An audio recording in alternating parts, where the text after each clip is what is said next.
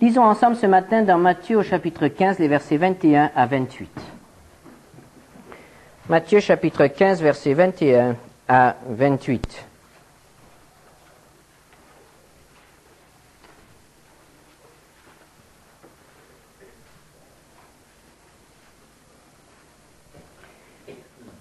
Jésus étant parti de là se retira dans le territoire de Tyr et de Sidon. Et voici une femme cananéenne qui venait de ces contrées lui cria « Aie pitié de moi, Seigneur, fils de David.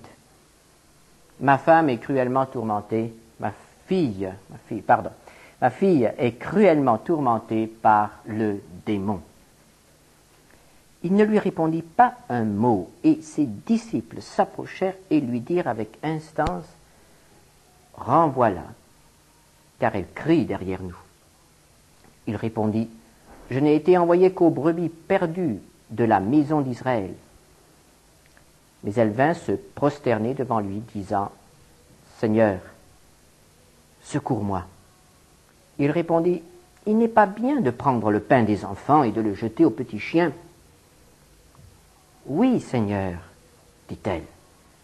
Mais les petits chiens mangent les miettes qui tombent de la table de leur maître. » Alors Jésus lui dit, « Femme, ta foi est grande, qu'il te soit fait comme tu veux. » Et à l'heure même, sa fille fut guérie. Dimanche dernier, nous avons parlé de cette mère qui a rencontré Jésus. Et aujourd'hui, nous pourrions intituler ce récit « Une mère qui cherche Jésus ». Une mère qui cherche. Ce récit provoque une certaine gêne, n'est-ce pas?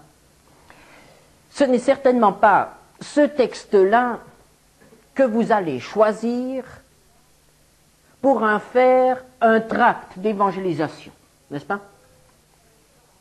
Ce n'est pas non plus ce texte-là que vous lirez en premier avec quelqu'un qui doit connaître Jésus. Au fond, ce récit nous gêne énormément. Parce qu'à premier abord, il nous semble que Jésus se présente à nous sous un visage absolument différent de ce que les autres textes des évangiles nous le décrivent. Cette attitude envers cette femme. Cela nous gêne, cela nous incommode. Il y a quelque chose qui réagit en nous. Il s'agit là de réelles difficultés. Mais quand ces difficultés sont une fois surmontées, nous nous apercevons que ce texte s'ouvre à nous et nous livre un enseignement extrêmement important. Si ce récit n'avait rien à nous dire, il ne serait pas dans la Bible. Si ce récit présentait Jésus sous un jour négatif, il ne serait pas dans les évangiles. Car Jésus est le Fils de Dieu, il est parfait. Il n'y a rien de négatif, il n'y a rien d'imparfait en lui. Et ce qu'on pourrait attribuer à une attitude humaine, charnelle, nous allons le voir, est vraiment un comportement qui était conforme à la volonté de Dieu. Alors voici une femme qui est dans une profonde détresse. Sa fille, nous est-il dit ici, est cruellement tourmentée par le démon. Un enfant possédé. Quelle chose tragique, quelle chose horrible. Il s'agit d'une femme qui n'appartient pas au peuple d'Israël, une femme cananéenne, donc une païenne qui était idolâtre probablement. Et quand nous voyons combien de Juifs à l'époque de Jésus étaient possédés, nous comprenons qu'en dehors du peuple de Dieu, ce devait être encore bien pire. et que Satan tenait en son pouvoir un nombre très grand d'hommes et de femmes, et ce qui est tragique aussi, d'enfants. Un enfant possédé par le démon. Il y a quelques années, un incrédule parmi nous aurait haussé les épaules et aurait dit « les démons, ça n'existe pas ». Ce que la Bible appelle des démoniaques, ce sont simplement des malades mentaux, des hommes et des femmes perturbés.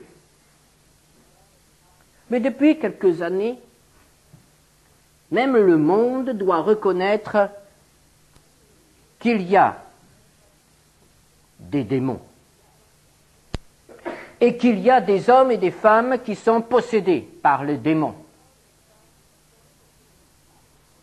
Et la preuve nous est donnée par cette série de films qui sont sortis ces dernières années, qui ont fait parler beaucoup. Cette histoire du bébé, je ne me rappelle plus le titre, qui était possédé, cette histoire de l'exorciste. Et on peut toujours voir en ville, au moins à une affiche de cinéma, un film qui traite des démons.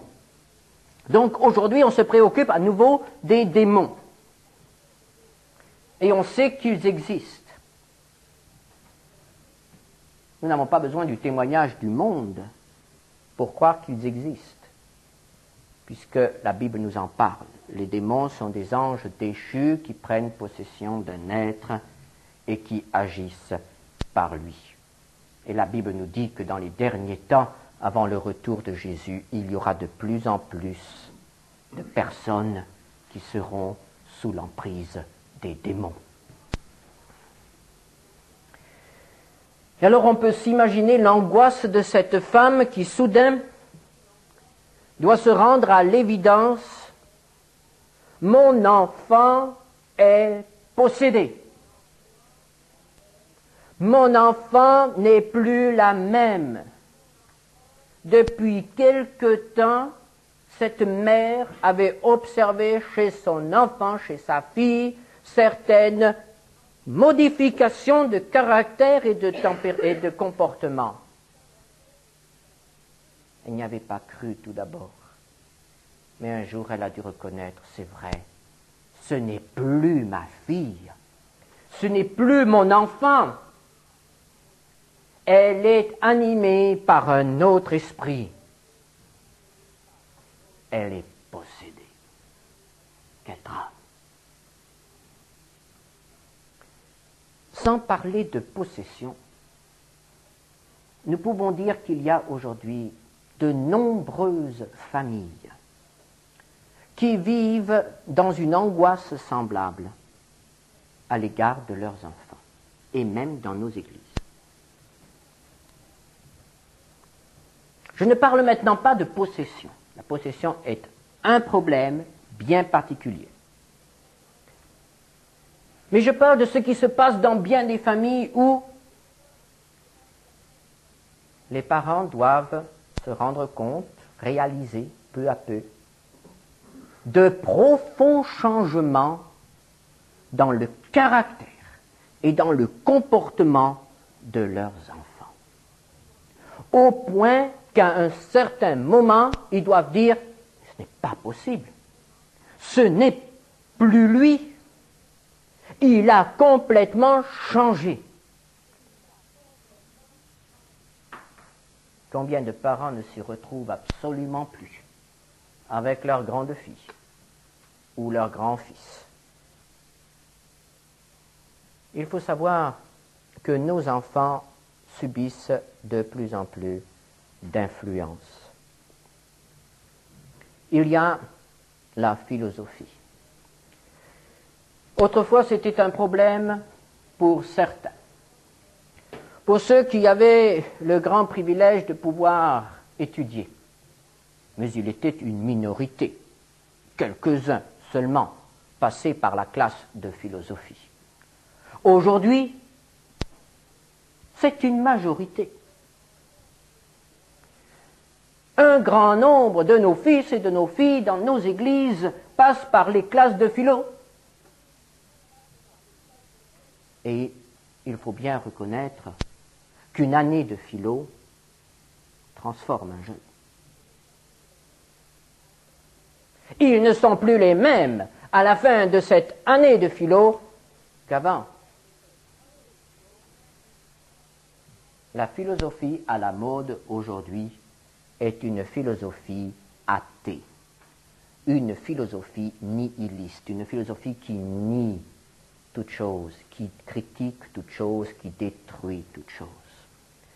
Et on inculque à nos enfants l'art de détruire toute chose. On inculque à nos enfants ce besoin de critiquer systématiquement tout ce qui est fait par les adultes et par ce qu'ils appellent la société. Et on oublie de leur dire en même temps qu'ils devraient aussi critiquer la philosophie. Et la philosophie est soudain présentée comme un remède, comme quelque chose qui permet à l'homme de bien penser. Et nos enfants appliquent cette manière de raisonner à la Bible, au comportement de leurs parents, au comportement de toute autorité autour d'eux. Et il n'est pas étonnant que les parents ne reconnaissent plus leurs enfants. Les parents n'ont pas tous fait de la philo, et s'ils en ont fait, ce n'était pas la même que celle que l'on fait aujourd'hui. Changer par l'enseignement de la philosophie. Changer aussi par l'enseignement de l'idéologie, de la politique. Quels étaient les jeunes qui faisaient de la politique il y a seulement 20 ans? On pensait à tout, sauf à la politique. Aujourd'hui, on commence à faire de la politique presque à l'école maternelle.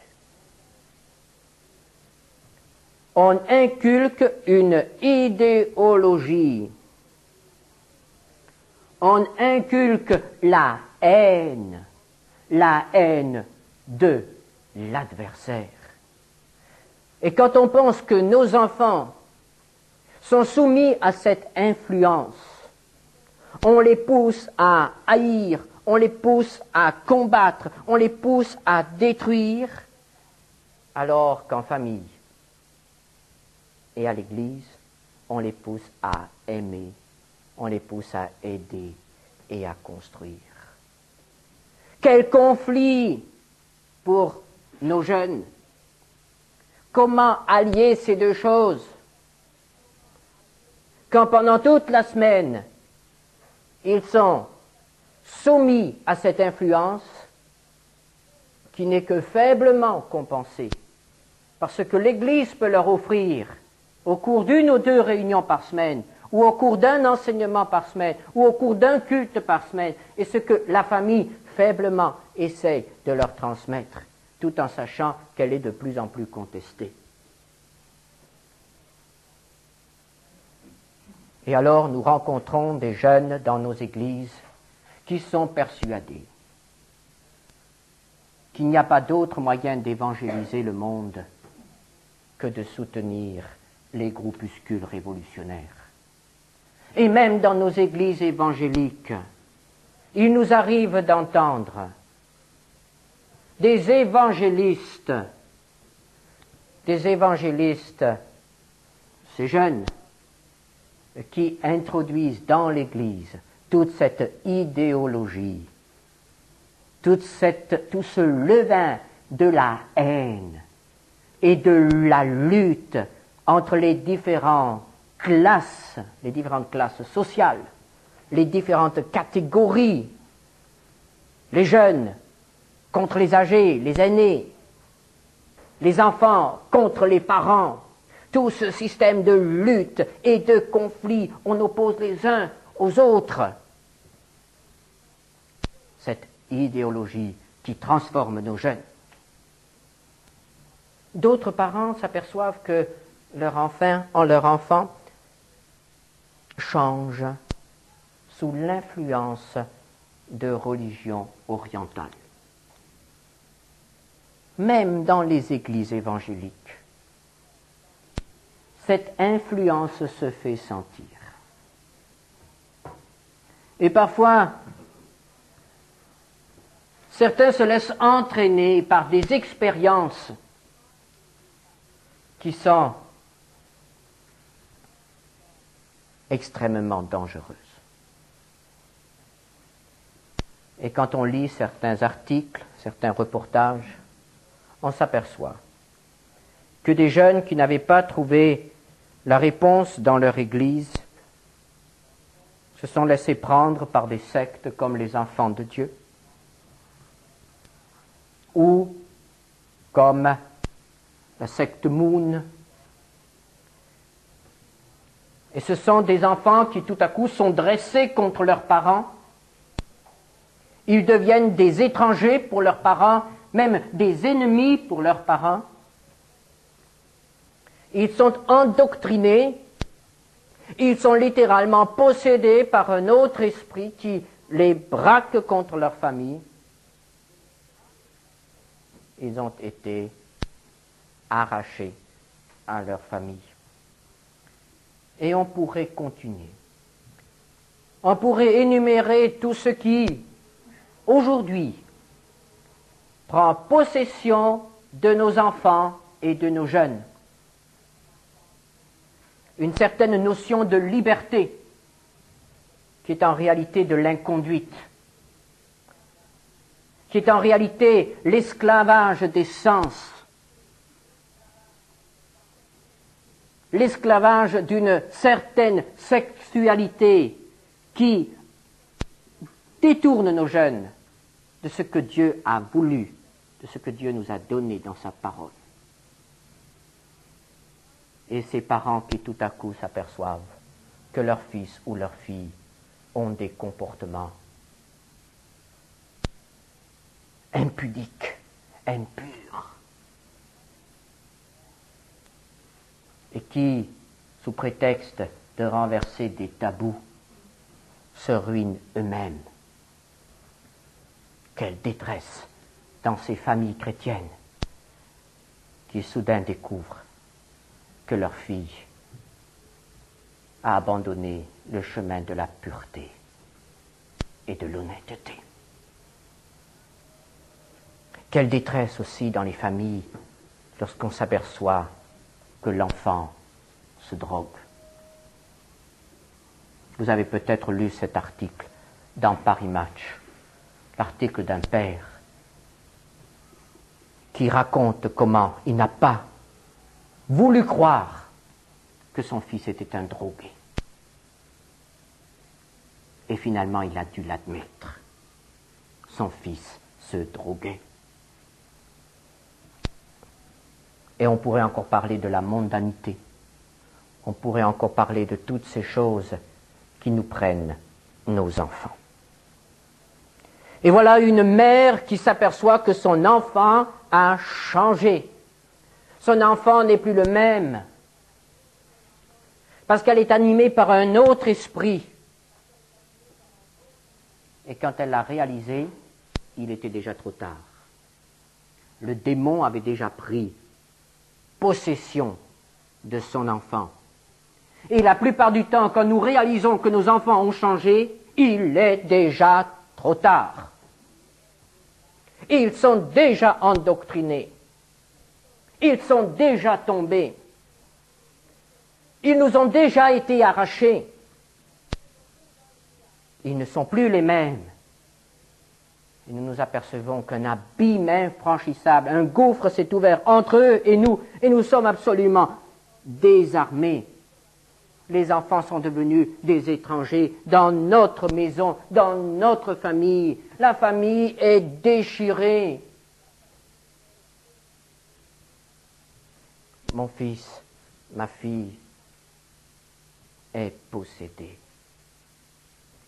Mon fils ou ma fille est endoctriné, est aveuglé, est endurci, est lié à l'esclavage de la sexualité, de l'impureté. Et nous, parents, que pouvons-nous faire? C'est déjà fait. Il est déjà trop tard. Le mal est fait. La marque de Satan est déjà imprimée en lettres de feu dans le cœur, dans l'âme de notre enfant. Et plus jamais il ne sera le même. Nous sommes désarmés. Il est trop tard. Alors il est vrai, nous pouvons nous accuser. Nous pouvons nous frapper la poitrine et nous dire, si j'avais su, j'aurais changé. J'aurais changé mon comportement, j'aurais fait quelque chose, j'aurais consacré plus de temps à mes enfants. Si j'avais su, au lieu de refuser de répondre à ces questions, mais j'aurais écouté ces questions. Si j'avais su, j'aurais accompagné. Si j'avais su, j'aurais plus prié pour lui, pour elle. Mais maintenant, c'est trop tard. Et voici cette femme qui n'en peut plus, cette femme qui ne sait plus comment s'en sortir, cette mère qui apprend soudain que Jésus est dans le village. Jésus est arrivé. Jésus, ce prophète juif, cet étranger pour elle. Et alors elle décide d'aller trouver Jésus pour lui parler de son enfant.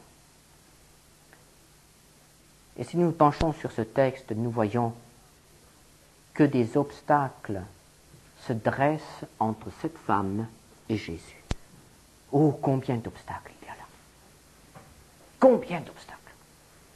Tout d'abord, nous comprenons très bien que dans le ministère de Jésus, nous sommes arrivés à un moment charnière, à un moment crucial. Jésus termine son ministère public et il se prépare maintenant à se consacrer entièrement à l'enseignement de ses disciples et surtout à sa mort sur la croix. Donc Jésus prend quelques jours de vacances. Je préférerais dire quelques jours qu'il veut consacrer à une recherche intense de la volonté du Seigneur et une mise en accord avec cette volonté du Seigneur. Il se prépare maintenant pour la deuxième phase de son ministère. La phase publique est terminée. Maintenant, il va se consacrer à ce but, cette montée à Jérusalem. Jésus est sorti de son pays parce que en Israël, il ne pouvait pas être seul. En Israël, il ne pouvait pas se retirer, il ne pouvait pas consacrer du temps à la méditation, à la prière. Alors il a décidé de quitter son pays pour quelques jours et d'aller incognito, dirons-nous, se réfugier à l'étranger pour se renouveler intérieurement. Marc 7, verset 24, nous précise cela. Jésus étant parti de là, s'en alla dans le territoire de Tyr et de Sidon. Il entra dans une maison, désirant que personne ne le sût. Mais il ne put rester caché. Alors nous voyons que Jésus avait le désir de se cacher, le désir de ne voir personne, le désir d'être là entièrement pour le Père. C'est là le désir de Jésus. Et voilà que cette femme rentre là-dedans. Et voilà que cette femme veut voir Jésus. Voilà que cette femme veut que Jésus intervienne. Et Jésus, lui, ne veut rien faire. Jésus veut consacrer ces quelques jours à la méditation et à la prière. Quel obstacle! Et alors nous voyons que cette femme arrive jusqu'à la maison et elle se met à crier. Elle se met à crier parce qu'elle est une femme cananéenne et parce qu'elle pense que c'est comme cela qu'on obtient quelque chose. Et alors elle se met à crier, « Fils de David, aie pitié de moi !»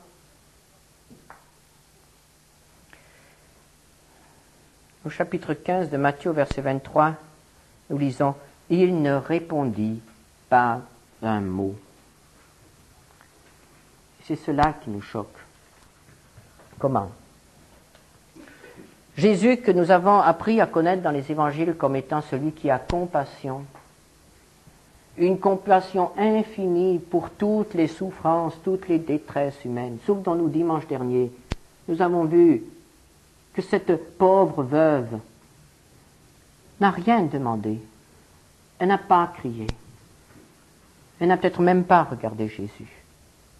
Et malgré cela, Jésus s'est arrêté et il est intervenu sans qu'on le lui demande.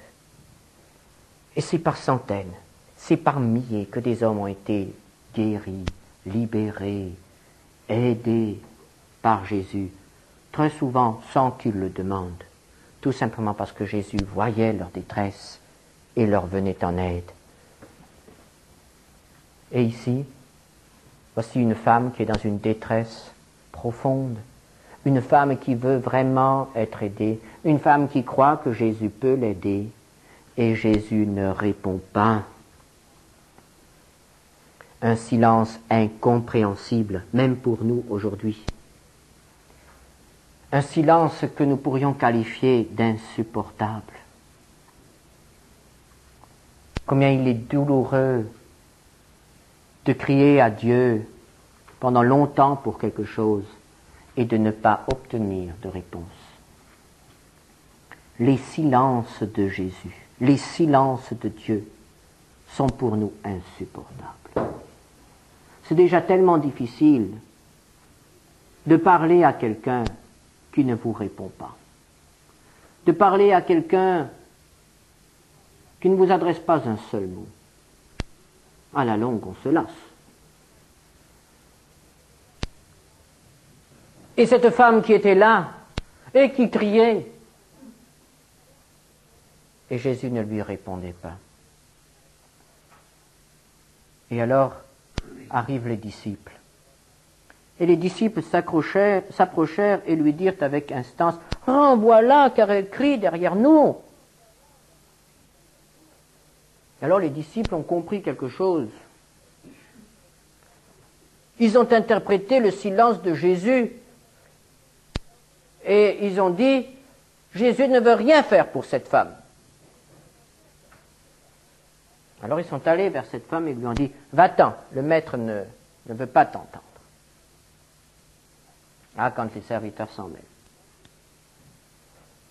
Quand les disciples s'en mêlent.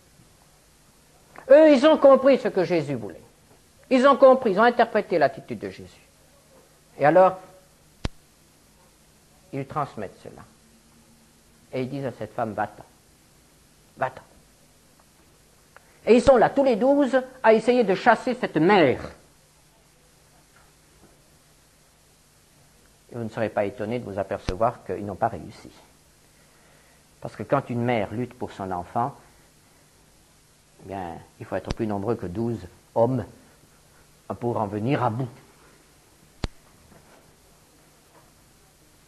Alors, comme ils n'en sont pas venus à bout, ils sont allés vers Jésus et lui ont dit, « Ah bien, écoute Seigneur, tu n'as qu'à faire quelque chose. » Et pour nous, c'est souvent comme ça. Quand nous n'y arrivons pas avec nos arguments, alors nous disons, il n'y a plus que Dieu qui peut faire quelque chose. Alors maintenant, Dieu fait quelque chose. Et si tu ne fais rien, eh bien, alors là, nous ne comprenons plus du tout. Alors maintenant, c'est toi qui vas faire quelque chose. Hein? Tu vois ce problème? Eh bien, c'est toi maintenant. Nous, on a fait tout ce qu'on pouvait. On a essayé de la chasser. On a essayé de la faire sortir de la maison. Parce qu'elle criait. Parce qu'elle nous dérangeait dans notre tranquillité. Nous, on voulait prier, voilà que cette femme qui crie. Pour une fois que je veux prier, pour une fois que je veux faire mon recueillement, voilà quelqu'un qui sonne à ma porte. Ça vous est jamais arrivé? Alors on est de très mauvaise humeur parce qu'il y a quelqu'un qui vient nous déranger quand on est en train de prier. Et on vient peut-être tout juste de dire au Seigneur, Seigneur, que veux-tu que je fasse? Alors comme on n'arrive pas à la chasser, cette femme, alors maintenant c'est Jésus qui doit la chasser.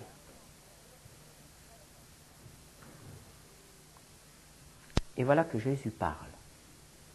Et là nous attendons cette réponse de Jésus, n'est-ce pas?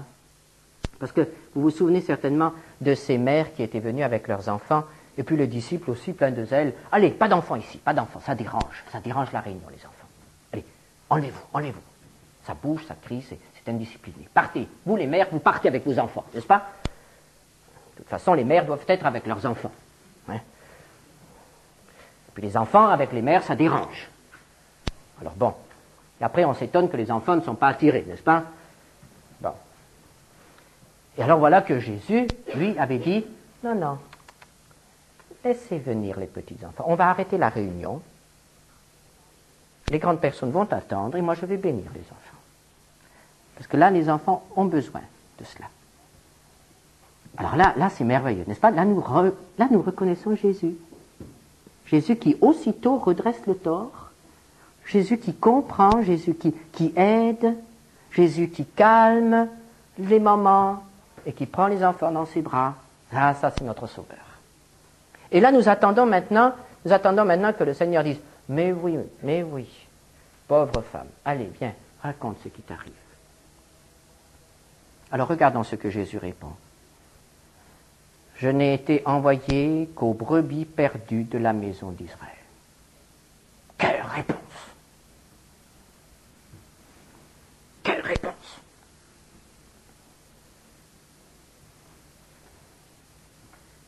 C'est une fin de non-recevoir. Il a dit non. À cette femme, il lui dit, c'est pas pour toi. Je ne suis pas là pour toi. Je n'ai rien à te donner. Je ne peux rien faire pour toi. Parce que tu n'es pas d'Israël. Parce que tu n'es pas juive. Parce que tu n'es pas de ma race. Cette femme était venue, elle avait crié, fils de David. Elle avait crié cela parce qu'elle avait peut-être entendu qu'on appelait Jésus fils de David. Et la pauvre malheureuse, on ne lui avait pas dit qu'il y avait seulement les Juifs qui pouvaient voir dans le Messie un fils de David. Parce que Jésus n'est pas fils de David pour les païens. Jésus ne sera pas roi des païens. Jésus ne se présente pas aux nations aujourd'hui comme fils de David, mais comme sauveur. Alors elle s'est trompée, cette pauvre femme. Elle a mal rédigé l'adresse. Et Jésus le lui fait sentir et dit, non, je ne suis pas là pour toi. Je ne suis pas pour toi, fils de David. Je ne suis pas fils de David pour toi.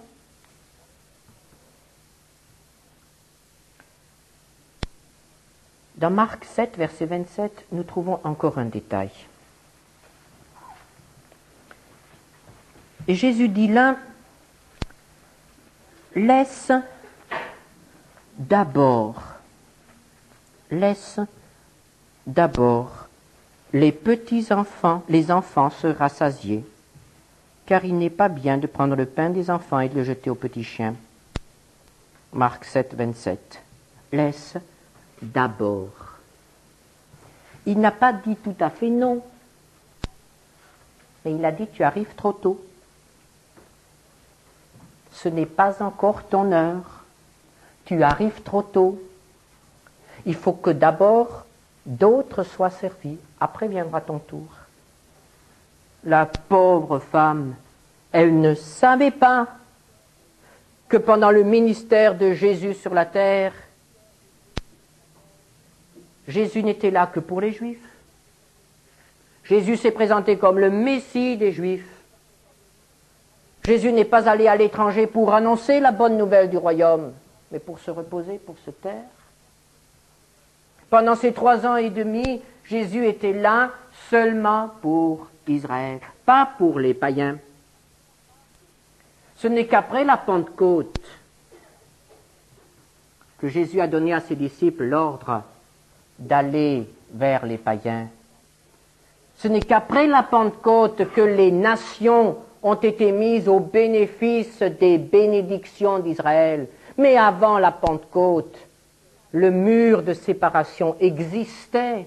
Jésus n'était pas encore mort. Il y avait un abîme entre Israël et les nations. La porte était encore fermée pour les nations. Alors cette femme est arrivée trop tôt. Ce n'était pas encore le moment. Sa demande aurait été reçue quelques mois, quelques années plus tard, mais maintenant c'était trop tôt. Et il y avait une séparation parce qu'elle n'était pas de la maison, elle n'était pas de la famille, elle n'était pas enfant. Et Jésus a cette parole qui nous paraît tellement dure. Il parle des enfants et des petits chiens. Les enfants et les petits chiens. Et cette femme faisait partie des petits chiens, pas des enfants. Est-ce que nous réalisons, frères et sœurs, que nous aussi on fait partie des petits chiens? Ceux d'entre nous qui ne sont pas d'origine juive. Petits chiens. Ça nous vexe un peu, n'est-ce pas? Et c'est pour cela que nous avons tellement de difficultés avec ce texte, parce qu'on reconnaît bien, on le sent bien qu'on fait partie des petits chiens, de ceux qui se déplacent à quatre pattes. Mais écoutons un peu ce qu'il y avait, la barrière qu'il y avait entre Israël et les païens. Éphésiens 2, verset 11. Éphésiens 2, versets 11 et 12. C'est pourquoi vous, autrefois, païens dans la chair, appelés incirconcis par ceux qu'on appelle circoncis, et qui le sont dans la chair par la main de l'homme, souvenez-vous que vous étiez en ce temps-là sans Christ, privés du droit de cité en Israël, étrangers aux alliances de la promesse, sans espérance, sans Dieu dans le monde. Ce qui caractérisait les païens, c'est qu'ils étaient privés de tout, sans Christ, sans Dieu, sans espérance, ils n'étaient pas de la maison. Éphésiens 2, 19. Ainsi donc, vous n'êtes plus des étrangers ni des gens du dehors, mais vous êtes concitoyens des saints, gens de la maison de Dieu. Et voilà que les petits chiens sont devenus des enfants. Par le grand miracle de la nouvelle naissance, parce qu'un cœur nouveau, un cœur d'enfant leur a été donné. Mais cela n'était pas le cas avant la Pentecôte. Cela ne pouvait pas être possible avant la Pentecôte. Cette femme est arrivée trop tôt.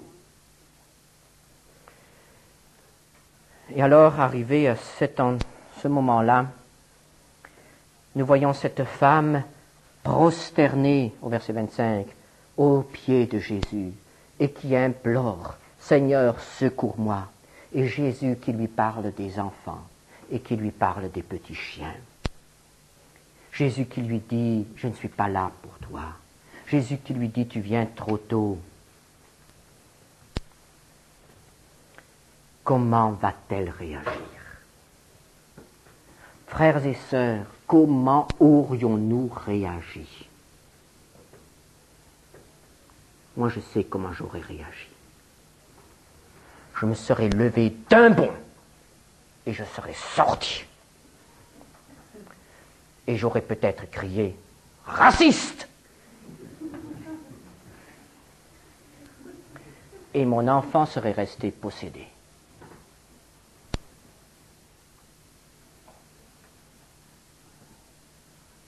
J'aurais refusé d'accepter la parole de Dieu. J'aurais refusé d'accepter ce verdict de Dieu.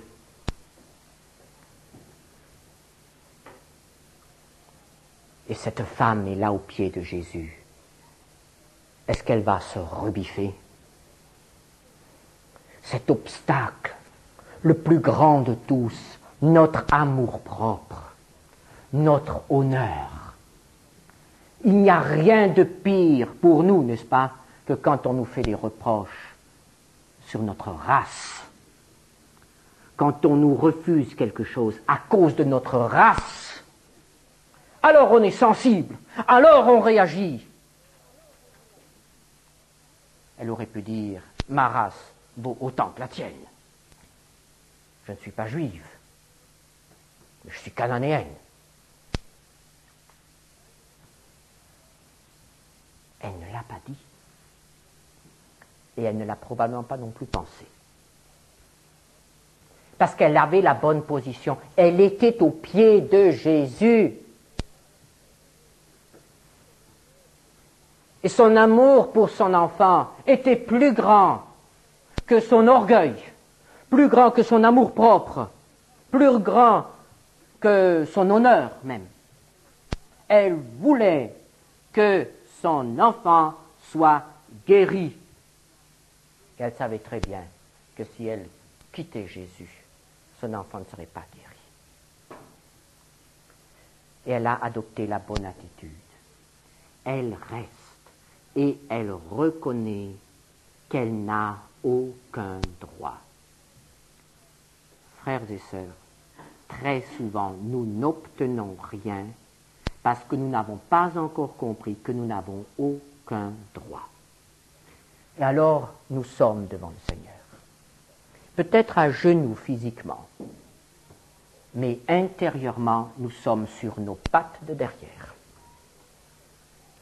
Et nous sommes là, en train de contester, en train de réclamer, en train d'aboyer. Et nous voulons encore. Parce que nous avons des droits, parce que Dieu a fait des promesses, et parce que nous sommes ceci, et parce que nous ne sommes pas cela, eh bien nous avons des droits. Et nous réclamons, et nous réclamons, et nous revendiquons. Et nous oublions que Dieu a dit qu'il repousse les orgueilleux et qu'il fait grâce aux humbles. Et nous oublions une des premières conditions de l'exaucement, c'est l'humilité. Accepter la parole de Dieu sur nous, même si elle arrache le masque, même si elle déchire notre orgueil. À ce moment-là, nous sommes prêts pour la grâce. Nous devons reconnaître que l'orgueil familial est très souvent l'un des plus grands obstacles entre nous et nos enfants. Nous devons reconnaître que cet orgueil empêche parfois la guérison de nos enfants. Parce que nous, en tant que parents, nous refusons de nous humilier aux pieds de Jésus. Parce que nous sommes, en tant que parents, là devant Dieu, en train de crier, en train de contester, en train de nous révolter. Et nous n'avons pas la position qui seule permet à Dieu de faire quelque chose, l'humilité. Nous n'avons aucun droit devant Dieu, tout est grâce. Et cette femme a été amenée à accepter cela, que finalement, si elle obtenait quelque chose, tout était grâce.